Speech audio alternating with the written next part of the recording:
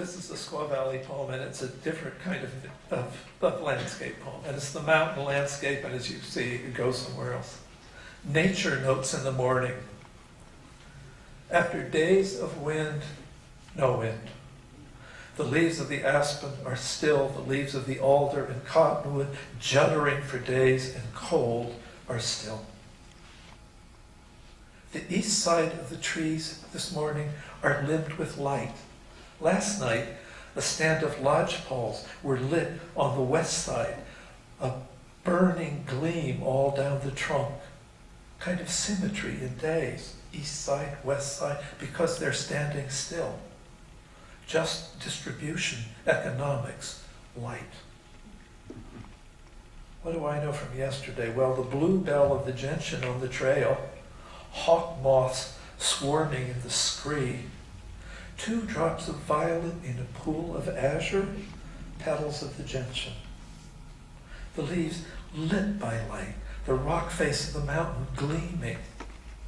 And only for a second yesterday, the tanager's yellow breast, as if the gift were excessive. I marked the gentian's location at a turn in the trail, left side going up, right side coming down, fern shading it, incense cedar above it, 2 boulders of granite, mica fleck to point it out to the others when I came back down, and I still couldn't find it on the way back down. Ito Jakuchi, Vermeer of Japanese painting, smeared a paste of egg yolk and white paint on the back of his scrolls, and then crushed oyster shells to another paste and added carmine for the rooster's crest he painted on soft silk.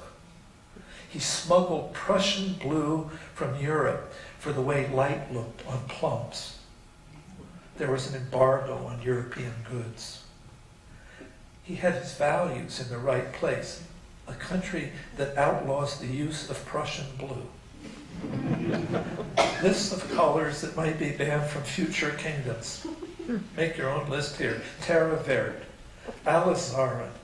Alizarin? Does anybody know how to pronounce? Is there a painter here? How do you pronounce that word? Alizarin? Alizarin. Lips, carmine.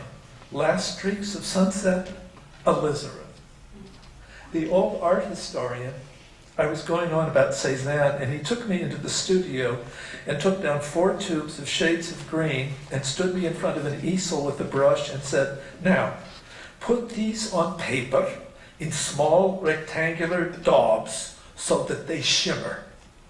And until you can do that, I say this in all friendship, shut up about Cézanne." That was, 30 years ago. Professor Henry Schaefer Simra, trained at Bauhaus, escaped the Nazis in 1939, wore bow ties and plaid shirts, wrote about perception, big man, full of vitality. He must be long dead. Sierra morning, bright sun, no wind. So that stirring in the cottonwood, that sudden shiver, that must be a warbler. Thank you.